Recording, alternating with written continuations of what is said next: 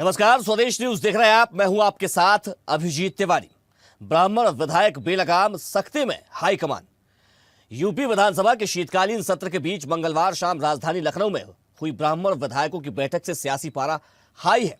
करीब 40 ब्राह्मणों की यह बैठक कुशीनगर से भाजपा विधायक पीएन पाठक के आवास पर हुई।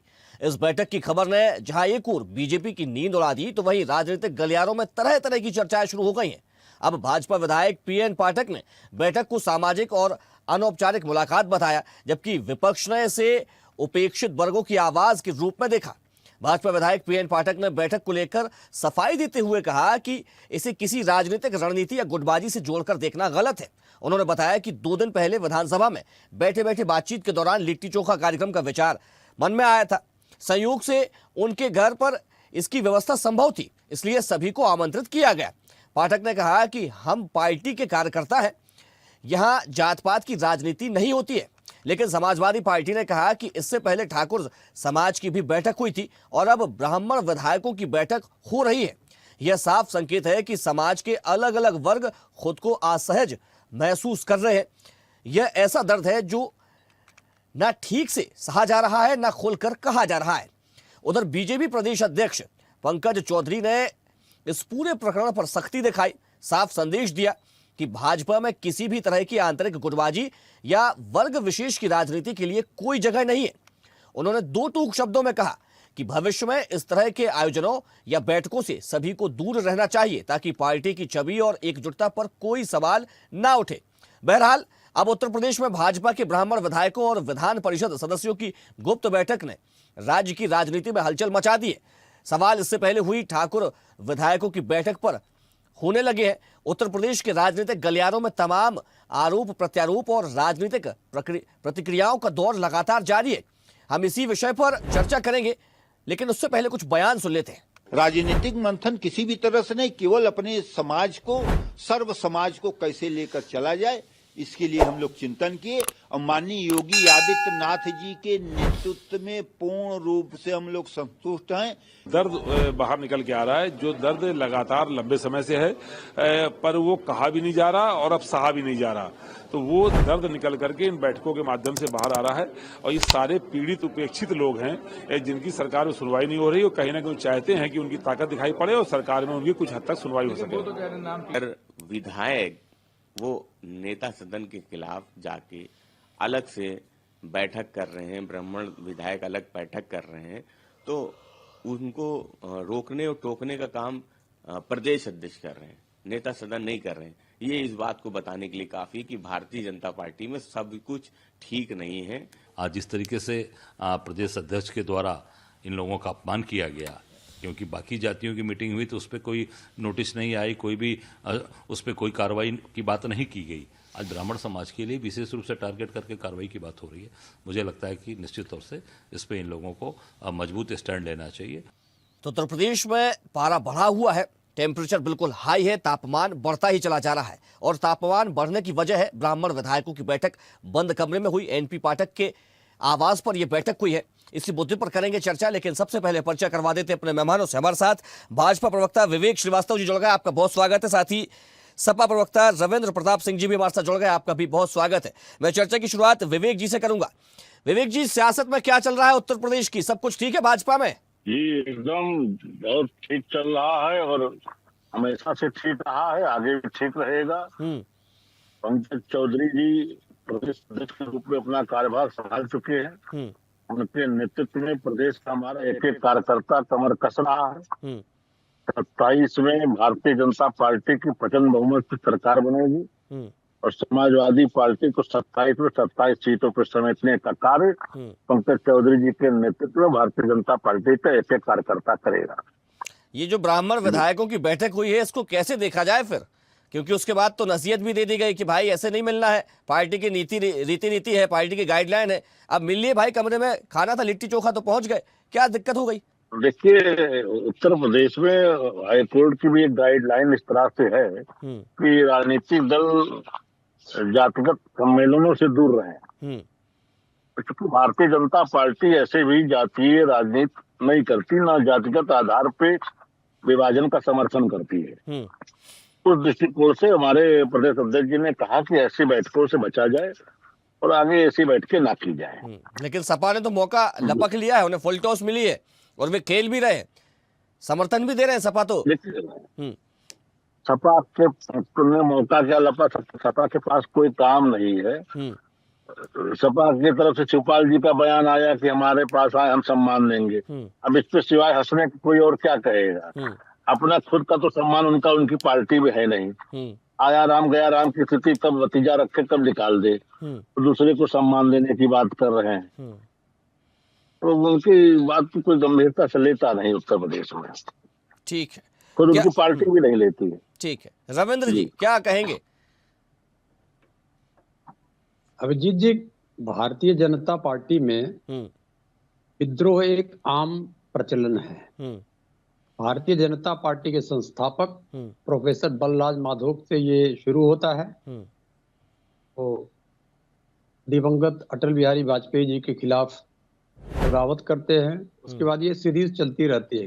पीएन गोविंदाचार्य साहब ने बगावत किया, कल्याण सिंह साहब ने बगावत किया, उमा भारती जी ने बगावत किया, मुरली मनोहर जोशी जी बगावत करते करते रह गए, आडवाणी जी उस स्थिति में नहीं पहुंच पाए। अगर आप योगी सरकार की बात देखेंगे तो योगी पार्ट 1 में 80 विधायकों ने वेल में आके विरोध किया था योगी सरकार का। योगी पार्ट 1 में हम लोगों ने भी साथ दिया था उस समय। फिर योगी पार्ट 2 में देखेंगे, एक विधायक इनके फटा कपड़ा पहन के घूम रहे थे, नंद किशोर गुर्जर। तो एक आम प्रचलन है, क्योंकि इनके वहां किसी की सुनी जाती नहीं है, ये खाली उन्माद के नाम पे राजनीति करते हैं। फिर तो यानी कि आप कह रहे हैं कि जो विधायकों ने जो बैठक की है, ब्राह्मण विधायकों ने, वे दर्द में है, उनकी सुनवाई नहीं हो रही है, उनकी बातों को सुना नहीं जा रहा है, ठीक से उनके जो काम होते हैं वो कराए नहीं जा रहे। तो क्या ये दर्द, ये पीड़ा एक दूसरे के साथ बांटने के लिए वो वहां पर पहुंचे थे? आप इस तरीके के आरोप लगा रहे हैं, इस तरह की बात कर रहे हैं आप? देखिए ऐसी पीड़ा तो जातिगत आधार पे नहीं, पूरी भारतीय जनता पार्टी, नंद किशोर गुर्जर ब्राह्मण नहीं है और मोती सिंह ब्राह्मण नहीं है, ये सब लोग विरोध कर चुके हैं। नहीं, हाल ही में जो बैठक हुई है मैं उस पर आपसे पूछ रहा हूँ। अब मैं आ रहा हूँ, उसको आ रहा हूँ। फिर क्या हुआ, जब ठाकरों की बैठक हुई तो भारतीय जनता पार्टी ने बड़ी लंबी चुप्पी मार ली।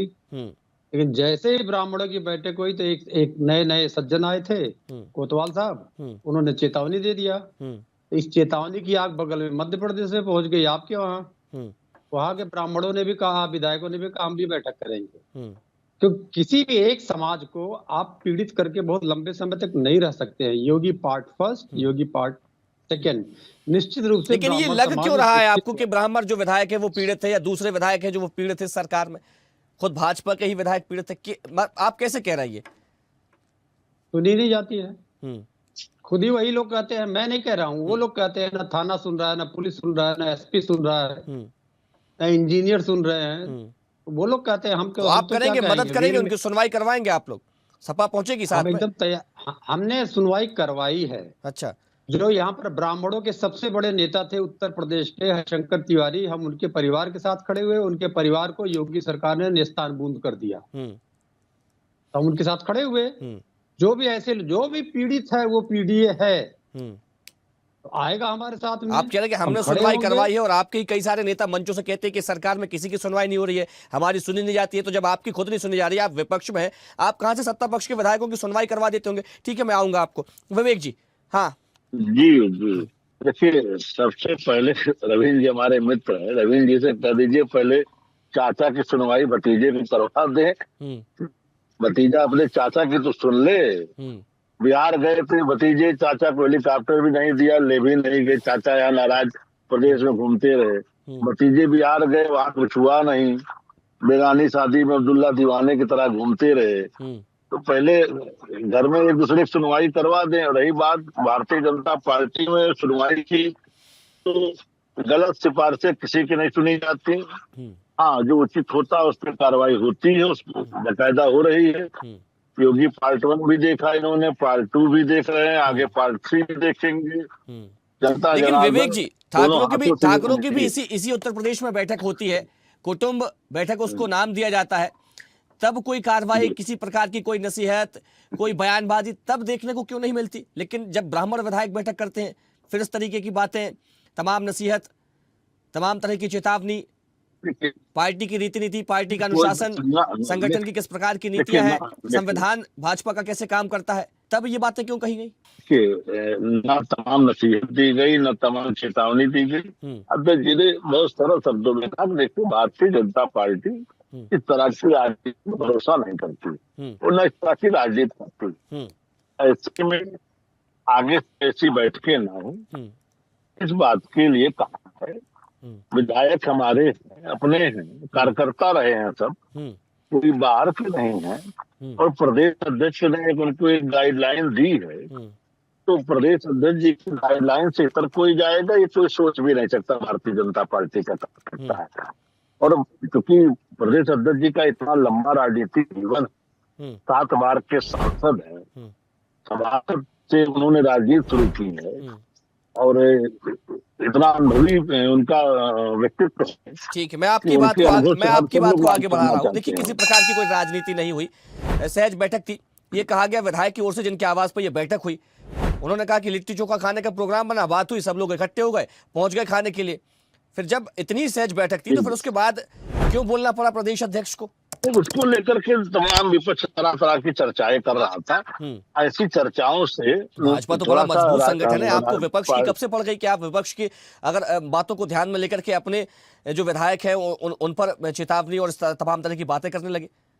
चेतावनी से शब्द प्रयोग नहीं किया गया, उनको मार्गदर्शन दिया गया प्रदेश अध्यक्ष जी की तरफ से कि ये सत्य बात है कि भारतीय जनता पार्टी जातिगत राजनीति नहीं करती और न हम जातिगत विभेद को प्रश्रय देते हैं। ठीक है, आप तो देख ही रहे हैं, संघ की शाखाओं में आप ढूंढ नहीं पाएंगे कौन किस जाति का है। तो यही मूल, चूंकि मातृ संगठन हमारा राष्ट्रीय स्वयंसेवक संघ है, उसी से हम लोग यहाँ तक आए हैं।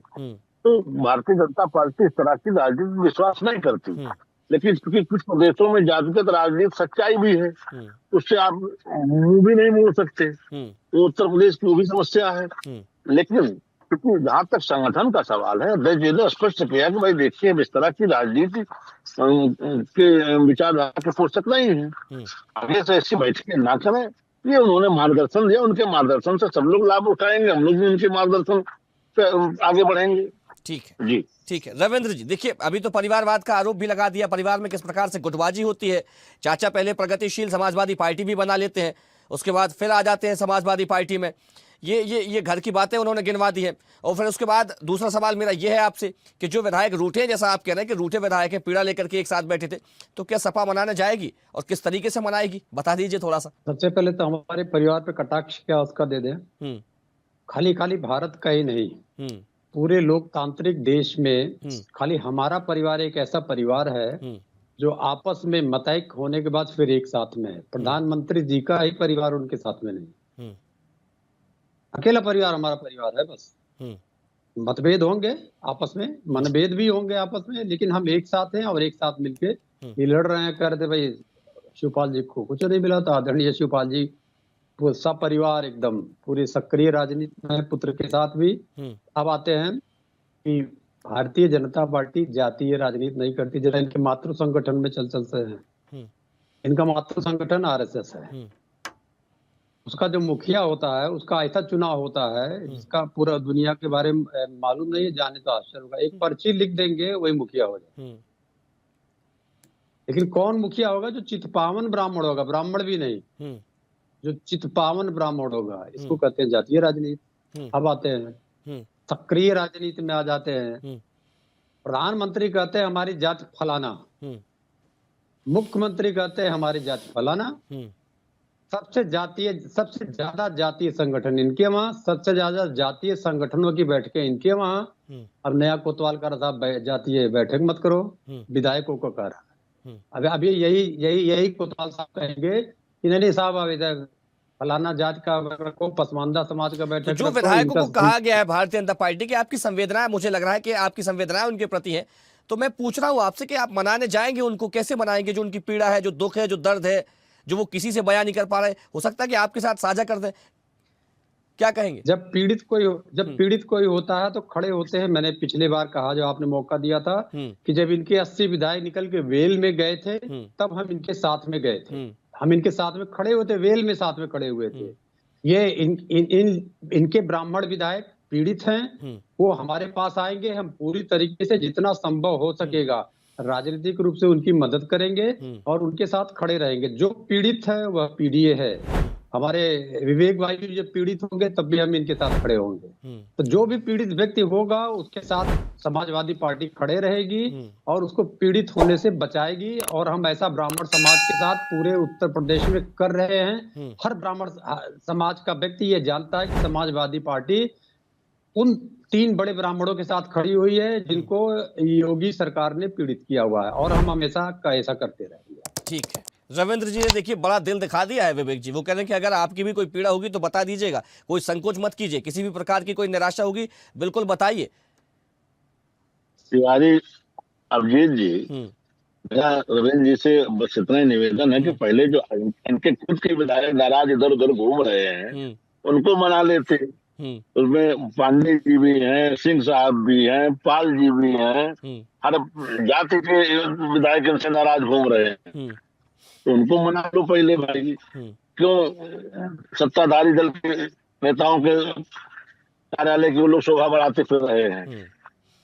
तो अपने तो कुछ बना नहीं पा रहे रविंद्र भाई, हमारे बनाने की बात कर रहे हैं। अच्छा विवेक जी, 2027 में चुनाव होने उत्तर प्रदेश में तैयारी शुरू कर दी है तमाम जो राजनीतिक दल हैं। इस प्रकार की जो बैठकें होती हैं उसका क्या असर, पॉजिटिव या नेगेटिव? नहीं देखिए, बैठकें अपना उन्होंने जिन परिप्रेक्ष्य की उन्होंने स्वयं स्पष्ट किया कि भाई हम लोग किस उद्देश्य से बैठे थे। उसमें जब आदमी बैठता है तो सामाजिक चर्चा भी होती है, पारिवारिक चर्चाएं भी होती हैं, और जब तक उससे कोई अलग से ऐसा संदेश वो लोग नहीं भेजना चाहते तब तक लोग कयासी लगा सकते हैं। और 2027 के चुनाव को लेकर के पंकज चौधरी जी के नेतृत्व में भारतीय जनता पार्टी के एक कार्यकर्ता कमर कर चुका है। जिसको जो जिम्मेदारी हमारे प्रदेश अध्यक्ष जी के द्वारा दी जाएगी वो लोग बखूबी निभाएंगे, और भारतीय जनता पार्टी की तीसरी बार उत्तर प्रदेश में प्रचंड बहुमत से सरकार बनने में अगस्त के महीने में जो ठाकुर विधायकों की बैठक हुई थी, नहीं जो विधायकों की बैठक हुई, अब जब अध्यक्ष जी ने बता दिया, इस पे एक मार्गदर्शन दे दिया, तो आगे से सबको वही पालन करना है। इस तरह की जब अध्यक्ष जी का एक मार्गदर्शन प्राप्त हो गया सबको कि भाई देखिए। लेकिन सवाल तो मेरा वही है ना कि आखिर ऐसा क्यों बार बार हो रहा है कि जातियों के विधायक बंद कमरे में बैठक कर लेते हैं?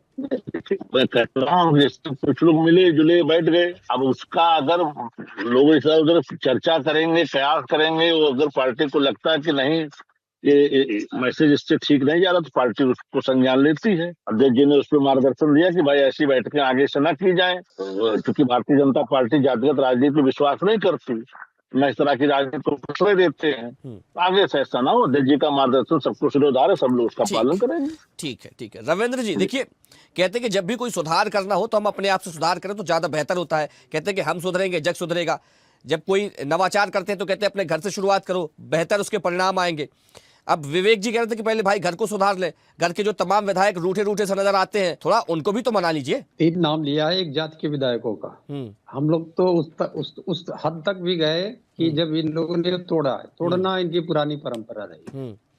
हमने इनको 4 बार मौका दिया था राजनीति में आने का, तो हाँ हमें ही तोड़ने लग गए। उसके बाद उठा के किनारे किया हम लोगों ने। तोड़ना पुरानी परंपरा है, तो हमारे विधायकों को तोड़ना चाहा, हम लोगों ने चुप्पी साध के रखी कि भाई आप तोड़ो। जब एक सीमा से आगे बढ़ गए तो हम लोगों ने निकाल दिया, और ये कोई नई परंपरा तो है। कांग्रेस में जितने विधायक थे अपराधी प्रवृत्ति के हो गए थे, उन सबको तोड़ के अपने साथ मिला लिया। शिवसेना का भी ऐसा किया, जितने सब अपराधी हैं अपने मुंह से बता चुके हैं भारतीय जनता पार्टी के शीर्ष से, चाहे वो प्रधानमंत्री जी हो चाहे गृह मंत्री जी हो, ये तोड़ेंगे लेंगे। तो ऐसा अच्छा है, इस प्रकार के लोग अगर हमारे वहां से चले जाए, और भी प्रयास करना चाहिए कि स्वच्छ, जैसे स्वच्छ कांग्रेस बना रहे हैं ये लोग, ऐसे स्वच्छ समाजवादी पार्टी बनाने में सहयोग करें, अपनी वॉशिंग मशीन चलाते रहे। नहीं, आप करके तोड़ने का काम करते। एक बार तो अखिलेश जी भी कह चुके कि जो भी विधायक आना चाहे आ जाए, हम स्वागत करेंगे उनका। तो मैंने भी कहा, आदरणीय हमारे राष्ट्रीय अध्यक्ष जी के परिप्रेक्ष्य में मैंने ये बातें की कि जो हमारे वहां से टूट के गया है उसको तो हम किन्हीं परिस्थितियों में लेने को तैयार नहीं है। ये हमारे राष्ट्रीय अध्यक्ष जी ने सीधा सीधा मैसेज दिया है कि जो हमारे वहां से जो हमारा टूटा हम उसको वापस नहीं लेंगे, इसके बदले में हम दूसरों के तोड़ेंगे, घर बुलाएंगे, स्वागत करेंगे, बैठाएंगे, खाना खिलाएंगे, चाय पिलाएंगे, और पूरा दस्तरखान सजाएंगे और महफिल में कहेंगे लीजिए भाई भोजन कीजिए। समाजवादी पार्टी के इतिहास में आज तक किसी भी पार्टी को तोड़ा नहीं है, जोड़ा है हम लोगों ने। केवल गठबंधन की राजनीति किया है। और हमारे गठबंधन में घुटने टेक के आई थी भारतीय जनसंघ 67 में, 70 में, 77 में, 89 में हम लोगों ने अपने साथ लिया था। तो आरक्षण के विरोध पर हमारी सरकार गिरा के चले गए। उसके बाद भी हम लोगों ने कोई ऐसी प्रतिक्रिया नहीं दी और न तोड़ने का प्रयास किया। हम सत्ता में थे, चाहे होते तो भारतीय जनता पार्टी को 89 में तोड़ सकते थे, लेकिन इस प्रकार का कुत्सित प्रयास भारतीय जनता पार्टी की तरह हम लोग नहीं करते। ठीक है, कोई विशेष ऑफर कुछ ऐसा कुछ पार्टी में नीति बनी हो जो विधायक पीड़ित है उनके लिए समाजवादी पार्टी देने वाली हो? जो पीड़ित है हमारे वहाँ आएगा, हम सहयोग करेंगे। हमने बताया कि 3 ब्राह्मण नेता हैं बड़े, जो कभी इनके वहाँ तो सहयोग करने के लिए तो आपको पहले ताकतवर होना पड़ेगा ना, आपको सत्ता में आना पड़ेगा। लगता है जीतेंगे 27 का चुनाव? तैयारी है पूरी? हम 24 जीते, उसके बाद उपचुनाव, लगभग सारे उपचुनाव हम जीते थे। तो जैसे जीते हैं वो सारी जनता ही जानती है। 27 भारी बहुमत से जीतेंगे, भारी बहुमत से। SIR करा ले, वोट का लूट करा ले, सब कुछ करा ले, लेकिन हम भारी बहुमत से जीतेंगे उत्तर प्रदेश का चुनाव। और इसमें उत्तर प्रदेश की जनता का सहयोग रहेगा कि उत्तर प्रदेश की जनता पीड़ित है इनके, जब तो इनके लोग ये जो बातें कही जा रही है ब्राह्मण वोटों को मतलब लुभाने के लिए कही जा रही है, वास्तविकता में आपकी भावनाएं जुड़ी हुई हैं उनके साथ? क्योंकि 11% के ज्यादा आबादी है ब्राह्मणों की वहां पर, 11 से 15% के आसपास। हाँ, 11-12% कहा जाता है। तो इतना बड़ा समाज को जिसने स्थापित किया, मुझे लगता है भारतीय जनता पार्टी को स्थापित करने में ब्राह्मण समाज का बहुत बड़ा हाथ रहा है। लेकिन आज ब्राह्मण समाज हाशिए पे है, वहां पर हाशिए पे ही नहीं है, राजनीतिक। तो मैं वही तो पूछ रहा हूँ कि वास्तविकता में संवेदना है या सिर्फ राजनीतिकरण हो रहा है? सिर्फ वोटों को लुभाने के लिए ब्राह्मण वोट चाहिए? पीड़ित व्यक्ति के साथ हम लोग के संवेदनाएं हैं, ये वोटों को लुभाने के लिए नहीं। चलिए ठीक है विवेक जी, ठीक है विवेक जी, क्या कहेंगे? देखिए तिवारी जी, ब्राह्मण समाज के राजनीतिक योगदान को कोई डिनाई नहीं कर सकता।